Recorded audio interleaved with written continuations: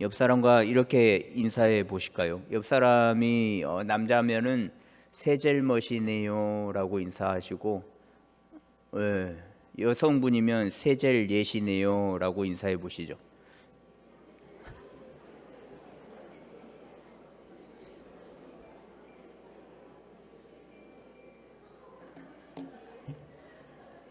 예, 예, 인사만 하시면 됩니다. 네, 인사만 하세요. 예, 방금 남성분에게는 그 세젤머시라고 인사를 하셨고 또 여성분에게는 세젤예라고 인사를 하셨잖아요. 예상하시다시피 세젤머스는 세상에서 가장 멋진 사람. 예상을 못 하셨나 봐요. 세젤예는 세상에서 가장 제일 예쁜 사람. 예. 그 요즘 그 아이들이 물론 저희 나이 때도 쓰는데 요즘 아이들은 신조어를 또 말을 굉장히 줄여서 많이 하거든요.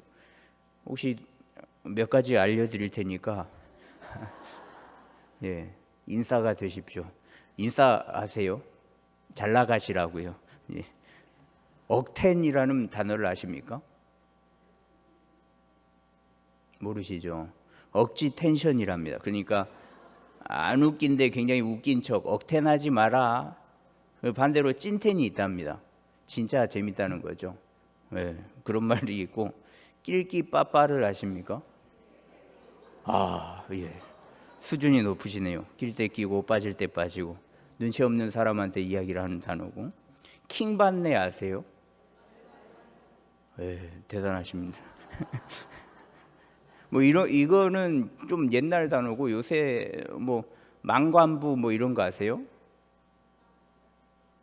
많은 관심 부탁드립니다. 뭐 예, 그런 단어들도 엄청 많은데 이 단어의 뜻을 아시는 분 아마 아마 있을 겁니다. 답정너라는 단어를 아세요?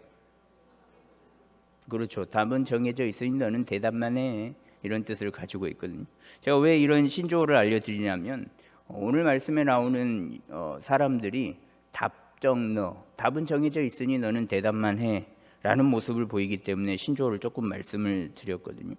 예수님께서 성전에 나가셔서 이제 길을 걷다가 나면서부터 시각장애인을 보게 됩니다. 그래서 제자들이 시각장애인을 바라보면서 저 사람이 앞을 못 보는 거는 부모의 죄 때문인가요? 아니면 그 자신의 죄 때문인가요? 라고 물어봤을 때 예수님은 둘의 그 죄 때문이 아니라 하나님의 일을 나타내고자 합니다. 라고 말씀을 하셨습니다. 그때는 안식일이었고요. 그래서 안식일이었기 때문에 안식일을 범했다라고 생각한 사람들이 그 이제 눈을 막 뜬 사람을 데리고 바리새인들에게 데려갑니다. 바리새인들이 눈을 뜨게 된 그를 보면서 보인 첫 모습은 어떻게 눈을 뜬 건지 물어보거든요. 만나자마자 어라 너 눈 어떻게 떴어? 야 굉장히 궁금하다. 어떻게 뜬 건지 알려주겠니? 라고 물어보면서 15절 하반절에 보시면 그 눈 뜬 사람이 이렇게 대답을 해요. 그 사람이 지능을 내 눈에 바르매 내가 씻고 보나이다 라고 답변을 합니다. 여기서 그 사람은 예수님을 의미하거든요. 그 예수라고 불리는 자가 진흙을 이겨서 내 눈에 발라주고 또 실로암 못에 가서 씻으라는 그 말에 내가 가서 씻었더니 내가 보인더라라고 대답을 합니다. 이 대답을 듣고 거기에 있던 바리새인들은 반반씩 갈리거든요. 어떤 사람은 이 사람이 안식일을 지키지 않은 사람인데 안식일은 하나님의 날인데 하나님의 날에 생산적인 일을 한 이 사람은 하나님께로 온 자가 아니다라는 의견을 이야기합니다. 하나님이 보낸 자라면 하나님께서 가장 중요하게 생각하시는 안식일을 거룩히 지켜야 하는 그 계명을 지키지 않을 텐가? 그러면 생산적인 일을 하지 않을 텐데라고 이야기를 하죠. 여기서 말하는 생산적인 일이 뭔 줄 아십니까? 나면서부터 시각장애인이 눈을 뜬 것이 생산적인 일이겠습니까? 아니면 눈을 씻은 것이 생산적인 일이겠습니까? 이 생산적인 일은 예수님이 진흙을 이겨서 이 시각장애인에게 발라주셨는데 이 진흙을 이기는 그 행위가 생산적인 일이다라고 이야기들을 하거든요. 그러니까 진흙을 물을 쏟고 여기 반죽을 해서 눈을 발라주는데 그 양이 뭐 이만큼 뭐 세수 떼야 한 바가지가 나오겠습니까? 아니면 뭐 뭐 바케스 뭐 한 동이가 나오겠습니까? 뭐 한 요 정도 나오겠죠. 한 주먹거리 흙을 가지고 와서 물을 이렇게 짓이겨서 반죽을 해서 눈을 발라주는 그 양이 굉장히 적을 텐데 그 모습을 보고 생산적인 일을 했다라고 이야기를 한 겁니다. 그리고 반대로 다른 의견을 말하는 사람들은 야, 이 예수라는 자가 죄를 지은 죄인이라면 안식일을 범한 죄인이라면 어떻게 이런 표적을 나면서부터 보이지 않은 자의 눈을 뜨게끔 하겠냐고 이 사람은 죄인이지 않다라고 반박하는 사람들도 있었습니다. 안식일을 지키지 않은 자는 하나님이 보낸 자가 아니다. 이런 표적을 보이는 사람이기에 하나님이 보낸 자다. 이 바리새인들끼리 이 눈을 뜬 사람의 이야기를 듣고 분쟁이 생기게 되었어요. 분쟁이 생겼을 때 이들이 보이는 모습은 또 다시 물어보는 것이었거든요. 17절에 보시면 이에 맹인되었던 자에게 다시 묻되 그 사람이 내 눈을 뜨게 하였으니 너는 그를 어떠한 사람이라 하느냐라고 이야기를 하는데 또 다시 물어봅니다. 뭐 맞네 틀리네 뭐 죄인이네 하나님이 보낸 자네 분쟁이 났을 때 또 다시 물어보기를 그래서 너는 그를 어떤 사람이라고 생각해? 어떤 사람이라고 보고 있어? 라고 질문을 하거든요. 안식일에 진흙을 이겨서 눈을 뜨게 해줬기 때문에 안식일을 범해서 죄인이네. 아니 죄인인데 표적을 어떻게 보일 수 있냐 그런 말이 오고 가고 고성이 오고 가는 그 속에서 이 질문을 던진 겁니다. 그래서 너는 그 사람을 어떻게 생각해? 눈을 뜬 이가 말하는 것으로 결론이 맺어질 수 있기 때문에 이런 질문을 던진 겁니다. 눈을 뜬 그 사람이 뭐라고 답을 하냐면 선지자다라고 대답을 하거든요. 이 선지자다라고 이야기를 한 것은 우리와는 다른 존재다. 우리보다는 능력이 있는 존재다라고 이야기를 한 겁니다. 같은 사람이긴 하지만 능력이 있는 다른 존재. 나와는 격이 다른 사람이기에 그런 능력을 그런 표적을 나타내지 않았을까 하는 마음에 그는 선지자입니다라고 대답을 한 거죠. 이 두 번의 질문을 하고 두 번의 대답을 들은 바리새인들. 근데 여기서 마무리할 수도 있었거든요. 어떻게 눈을 떴어? 그 사람을 누구라고 생각해? 두 번의 질문에 두 번의 답을 들었으니까 여기서 마무리해도 되거든요. 그런데 18절에 보시면 유대인들이 그가 맹인으로 있다가 보게 된 것을 믿지 아니하고 그 부모를 불러 묻되라고 말씀하고 있는데 이 질문을 두 번이나 던졌음에도 불구하고 이 눈뜬 자가 두 번이나 대답을 했음에도 불구하고 유대인들은 그 바리새인들은 믿지 않았습니다. 눈을 뜬 자가 알아듣게 설명을 하지 않았습니까? 물어본 대로 친절하게 2차 저자에서 눈을 떴다. 또 2차 저자에서 선지자 같다라고 대답을 해줬음에도 불구하고 이 바리새인들은 믿지 않고 그 부모를 보고 묻는 모습을 보입니다. 당신의 아들이 태어나면서부터 시각장애인이 맞소? 어떻게 보게 됐냐고. 눈을 뜬 자가 당신네들 아들이 맞기는 하는 거냐고. 말이 되지 않은 일이 벌어졌는데 혹시 애시당초에 시각장애인이 아닌 것 아니야? 라는 그러한 마음에서 물어봤을 겁니다. 근데 이 질문을 받은 부모가 뭐라고 대답하냐면 이 대답이 두 번 나오거든요. 21절과 23절에 보시면 그에게 물어보소서라고 두 번 답변을 합니다. 어떻게 떴대? 뭐 시각장애인이 맞아?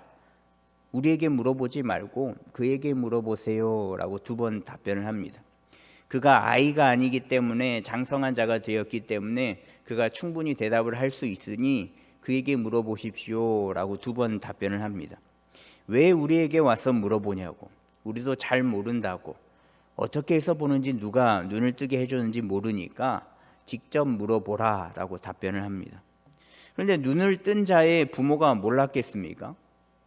눈을 뜨게 된 이의 부모는 예수님이 눈을 뜨게 해주신 것을 분명하게 알고 있었습니다. 왜냐하면 22절에 보시면 누구든지 예수를 그리스도로 시인하는 자는 출교하기로 결의하였으므로 그들을 무서워함이러라 라고 말씀하고 있거든요.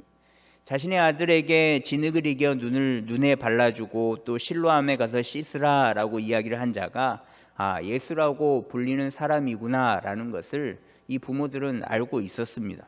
단 그 예수라고 불리는 자를 인정하는 사람은 출교를 당하기 때문에 봤어도 못 본 척, 들었어도 못 들은 척, 알고 있어도 모르는 척 했다라는 겁니다. 출교를 당하는 것이 두려웠기에 눈을 뜬 이의 그 부모는 그에게 직접 물어보십시오라는 대답을 할 수밖에 없었습니다. 왜 사람들은 출교를 그렇게 두려워했는가? 이 출교에는 세 가지 출교가 있답니다. 첫째는 내지파라고 불리는 일주일 정도의 약한 파문이 있거든요. 근데 이 내지파는 비공식적인 파문이라서 그렇게 크게 피부에 와닿지는 않습니다. 사람들은 비공식적이기에 내가 출교당한 줄 모르잖아요. 아마 부담스럽지 않았을 겁니다. 그리고 두 번째는 니두이 혹은 마타라고 불리는 파문인데 30일 정도의 공식적인 파문입니다. 일단 백성들과의 다른 사람들과의 교류가 금지되기는 하지만 종교적 예식, 그러니까 예배를 드릴 수는 있거든요. 그 정도의 파문이고요. 세 번째는 헤렘이라고 불리는 파문인데 이 파문은 영구적인 출교를 의미합니다. 그래서 집회는 물론이고 다른 사람들과 사고 파는 일, 시장을 볼 수도 없고요. 또 식사 교제 등등의 일반 시민이 갖는 자율권이 박탈당하는 사회생활을 단 하나도 할 수 없게끔 엄중한 처벌이 이 헤렘이라는 출교거든요. 22절에 쓰인 출교라는 단어의 그 원어가 아포시나 고고스라는 단어를 사용하는데 아포는 뭐뭐로부터라는 의미가 있고 이 시나고게는 회당이라는 단어를 씁니다. 그러니까 합치면 회당으로부터 회당 밖으로, 즉 추방을 의미한다라는 의미의 그 단어가 쓰여 있거든요. 그러니까 눈을 뜬 자의 부모가 예수를 그리스도라고 인정을 해버리면 우리 자식의 우리 그 아이의 눈을 뜨게 해준 사람이 예수다라고 인정을 해버리면 헤렘과 같은 영원한 출교를 당하기 때문에 굉장히 무섭고 두려워서 내 자녀에게 물어보십시오라고 대답을 한 거죠. 공동체에서 제외되고 이방인 취급을 받으며 또 유대인들이 가지는 직업을 가지지도 못하게 되니까, 또 공동사회에서 생활할 수도 없고 종교 활동도 하지 못하고 결혼이나 어떤 친교 활동조차 하지 못하게 되니까, 즉 종교적 사형과 같은 거니까 무서워서 섣불리 대답할 수 없게 되었습니다. 이런 무서움이 있으니까 눈을 뜨게 된 이의 부모는 자식에게 직접 물어보십시오라고 대답할 수밖에 없었습니다. 시각장애인이 눈을 뜨고 바리새인들에게 간 후에 바리새인들의 보여준 모습은 질문밖에 없었거든요. 눈을 뜬 이에게 어떻게 눈 떴어? 또 그를 누구라고 생각해? 라고 물어봤고, 거기서 끝나는 것이 아니라 그치는 것이 아니라 못 믿어서 믿지 못해서 그 부모를 불러 세워서 그 부모에게 또 질문을 2번이나 했습니다. 그리고 그 질문에 대한 답변에 부모들은 그에게 물어보십시오라는 답변을 2번을 했고요. 바리새인들과 이 부모의 질문에는 이미 답이 정해져 있는 질문들이었습니다. 서두에 말씀드린 답정너처럼 말입니다. 답은 이미 정해져 있으니 너는 그냥 대답만 하면 돼. 어떤 대답을 하든 이미 답은 나와 있었거든요. 예수는 안식일을 범한 죄인이고 잘못을 저질렀으니 메시아가 아니다. 또 그를 따르면 출교를 당한다. 이미 답은 나와 있으니까 잘 대답해야 돼. 안 그러면 험한 꼴 당하는 거야. 우리에게 반기를 들면 어떻게 되는 줄 알지? 출교 당하는 거야. 사실상 종교적 사형에 처해지는 거야. 그러니까 너는 미리 답을 잘 생각하고 대답만 해주면 돼. 그런데 바리새인들이 왜 이렇게 하는 걸까요? 이 일을 본 사람들이 굉장히 많았거든요. 진흙을 이겨서 눈에 바르고 또 씻으라라고 해서 눈을 씻었더니 보여지는 이 일을, 이 기적과 같은 일을 많은 사람들이 보았고요. 또 실제로 태어나면서부터 보지 못했던 시각장애인이 떡하고 보면서 말을 하고 있는데, 그 상황 가운데 있는데 이들은 왜 믿지 못할까요? 그것은 사람들이 예수님을 믿는 믿음을 가지지 못하게끔 하기 위함이었습니다. 예수님이 베푸신 기적으로 사람들이 믿음이라는 것을 가지려고 했기 때문에 이들은 그것을 철저하게 먼저 막는 모습을 보여주고 있거든요. 아무리 자신들이 믿겠다라고 하는 사람들을 여러 가지 방법으로 누르고 눌러도 믿음이 전이 되어 버린다면 그들을 막을 수 없기 때문에 철저하게 막는 모습을 보여주고 있는 겁니다. 그렇기 때문에 답을 정해놓고 질문을 던지는 거죠. 미끼를 던져주고 물어야 박탈시키고 안심할 수 있으니까 답을 정해놓고 너는 그대로 대답만 하면 돼 라는 그 질문을 던지고 있는 겁니다. 그런데 이와 같은 답정너의 모습은 사실 저에게도 있고요, 아마 여러분들에도 있을 수 있고요, 교회에도 있거든요. 교회 일을 할 때 가장 어려운 것은 나라는 존재, 나라는 자아가 드러나길 원하는 모습 때문에 굉장히 어렵습니다. 사람이기 때문에 하나님의 일을, 사역을 한다는 그 마음에 이렇게 하지만 불쑥불쑥 존재감을 나타내려고 하거든요. 모든 일들이, 모든 사역들이 오직 하나님께 영광이 되는 일이 돼야 함에도 불구하고 불쑥불쑥 내가 드러나고 싶고 내 자아가 나타나야 하거든요.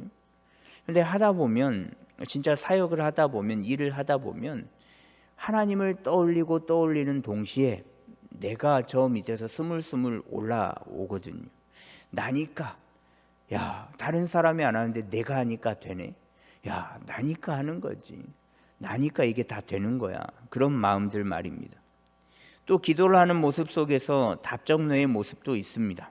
보통 기도할 때 넓게 기도를 하기보다 좁게 간구의 기도를 많이 하지 않습니까? 저도 물론 그렇고요. 그런데 이 간구의 폭이 협소할 때가 굉장히 많습니다. 이것을 해 주십시오. 이게 답인데 왜 이것을 안 해주십니까? 하나님 듣고 있어요? 하나님 귀가 없어요? 하나님 안 듣고 있는 거 아니에요? 이것을 해달라고 기도하다 안 되면 기도의 응답이 없다라고 생각하고 좌절할 때가 많이 있습니다. 근데 그런 모습이 답정너의 모습이다라고 이야기할 수 있지 않겠습니까? 하나님은 무한한 존재이시기 때문에 우리의 생각으로는 그 전부를 표현할 수가 없습니다. 물론 사랑의 하나님이시요, 전지전능하신 하나님이시요, 위로의 하나님이시요, 이렇게 등등의 표현으로 부르기는 하지만 그 호칭만으로는 다 담을 수 없는 존재가 우리가 믿는 하나님이시거든요. 그냥 우리의 편의상 그렇게 부르고 있잖아요. 그런 전지전능한 분에게 기도를 하는데 이것을 들어주세요. 이것 들어주지 않으면 삐질 겁니다. 아니, 이것 아니면 교회를 떠날 거예요. 헌금을 안 할 거예요. 이것 아니면 하나님은 없다라고 생각을 하겠습니다. 이렇게 기도한다면 하나님의 입장에서는 뭐라고 생각하시겠습니까? 그 기도에 대한 길과 방법이 굉장히 많고 또 그 길 가운데에 가장 선한 길로 인도해 주시려고 하는데 우리의 기도는 그 수만 가지 셀 수 없을 정도의 그 방법과 길이 있음에도 불구하고 딱 그거 하나만 놓고 기도하는 모습, 그것만 선한 길이라고 생각하고 기도할 때가 많다라는 겁니다. 이미 생각은 다 해놨어요. 이미 제가 다 계획을 해놨거든요. 이것만 들어주시면 더 다른 계획으로 쭉쭉 나갈 수 있으니 내가 세운 계획에 사인만 해주세요. 내가 세운 그 기도에 응답만 해주세요. 이런 답정너의 모습이 우리에게 많을 수 있다라는 겁니다. 물론 어린아이와 같은 신앙이 우리에게 반드시 필요합니다. 어린아이가 천국에 들어간다라는 그 말씀처럼 어린아이와 같은 순수함을 가지고 신앙생활을 해야 됩니다. 어린아이는 부모의 손길이 필요한 존재기에 전적으로 부모의 보살핌 속에서 살아가는 존재거든요. 부모는 인생의 길을 먼저 걸어가 보았기 때문에 어떤 일과 상황 가운데에 조언을 해주고 가이드 역할을 해줄 수 있습니다. 이런 길도 가보고 저런 길도 가보고 실패의 길도 가보고 성공의 길도 가보았기 때문에 이런 이야기들을 해줄 수 있죠. 근데 경험이 없고 새로운 것에 대해서 직면하다 보니까 아이는 이 부모를 의존할 수밖에 없습니다. 전적으로 의존하는 존재가 어린아이죠. 그러나 오해하지 말아야 할 것은 어린아이와 같다라는 것은 전적으로 의존적인 존재다라는 의미이지 한 가지만 놓고 떼쓰는 존재는 아니다라는 겁니다. 물론 아이이기 때문에 떼를 쓰죠. 쓸 수밖에 없습니다. 그러나 잘못된 모습에 떼를 부리면 부모는 바로 잡아줘야 되거든요. 잘못된 것을 선택하고 잘못된 길로 가려고 한다면 야, 이거는 내가 먼저 해봤더니 내가 가봤더니 이건 좋은 길은 아니야, 좋은 방법은 아닌 것 같아 라고 그것을 바로 잡아줄 수밖에 없거든요. 안 되는 것을 안 된다고, 심지어 가지 말아야 할 길로 간다면 매를 들어서라도 안 된다고 하는 것이 참 부모이지 않겠습니까? 그러나 아이의 선택에 대한 부정과 매를 드는 것에 대한 모습 때문에 아이가 그 모습을 바라보고 야, 저 사람 내 아빠가 아니네, 야, 저 사람 내 엄마가 맞아, 계모 아니야, 나를 사랑하지 않아, 나는 진짜 주온 아이인가, 그렇게 생각을 한다면 그 아이 생각 역시 잘못된 생각이다라는 거죠. 전적으로 부모인 하나님을 의지하되 인도하심을 믿고 나아가야 하는 모습이 아이에게도 분명 필요합니다. 답은 정해져 있으니 당신은 대답만 하라라는 답정너가 아니라 답은 하나님께 정해져 있으니 하나님께서 인도하여 주십시오라는 답정하가 되어야 된다라는 거죠. 엊그제 손님이 오셔서 카페를 가게 되었습니다. 손님들과만 가고 싶었는데 아이들과 함께 갔어요. 근데 손님들과 한창 이야기를 하고 있는데 아이들에게 음료를 사주고 사탕도 사줬습니다. 입 다물으라고. 손님들과 이야기 잘 해볼 테니까 마셔, 그래, 사탕까지 먹어 그랬는데 이미 다 마시고 없었습니다. 그래서 아이들이 떠들기 시작했고 조용히 해달라고 이야기를 했는데 계속 떠들더라고요. 그래서 조건을 걸었죠. 지금부터 말을 하지 않으면, 그걸 끝까지 지키면 선물을 사주겠다. 지금부터 시작. 이라고 했더니 시작을 한 지 몇 초가 지나지 않아서 둘째가 떠들었습니다. 근데 둘째가 이렇게 떠들고 저를 이렇게 한번 쳐다보더니 본인도 떠드는지 알았는가 보죠. 다시 이렇게 오더니 아빠, 조용히 하면 장난감 사줄 거지? 지금부터 시작해. 근데 뭔가 이상하잖아요. 저는 선물을 주겠다라고 했는데 갑자기 선물이 장난감으로 바뀌어 버렸습니다. 그래서 그래 시작해. 그러더니 또 떠들어서 제게 다시 와서 이번에는 안겨서 아빠, 지금부터 조용히 할 테니 잘 지키면 장난감 사줘야 돼. 알았다고. 아빠, 지금부터 조용히 할 테니 지키면 장난감 사줘야 돼. 이거를 계속 하는 거예요. 알았다고 떠들고 나를 보고 와서 또 이야기하고 떠들고, 이거를 계속하다가 그냥 가자고 했습니다. 그런데 계속 떠들었던 아이가 가자고 했더니 뭐라고 했냐면 야호, 장난감 사러 간다 라고 이야기를. 둘째는 그 본인 생각은 생각 못하고 아빠는 대답만 해, 나는 열심히 떠들 테니 장난감 꼭 사줘야 돼. 그 답정너의 모습을 계속 보여주더라고요. 제가 장난감을 사줬겠습니까? 안 사주죠. 안 사줬죠. 안 사주면서 손님들 덕분에 너는 오늘 봐준다라고 이야기를 했습니다. 행동을 하지 않고 계속 본인 원하는 것을 바라는 아이의 모습 속에서 내 모습도 저럴 수 있다라고 생각을 했거든요. 지킨다면 선물을 사주겠다라는 그 말에는 장난감이 될 수도 있고 더 좋은 것을 사줄 수도 있는데 본인은 자꾸 장난감을 원하고 또 원하기는 하는데 약속은 안 지키고 계속 이제부터 시작이라고 이야기를 하는데 한 번도 노력하지 않았는데 장난감을 받을 거다라는 믿음. 우리가 믿는 하나님은 우리에게 늘 좋은 것을 주십니다.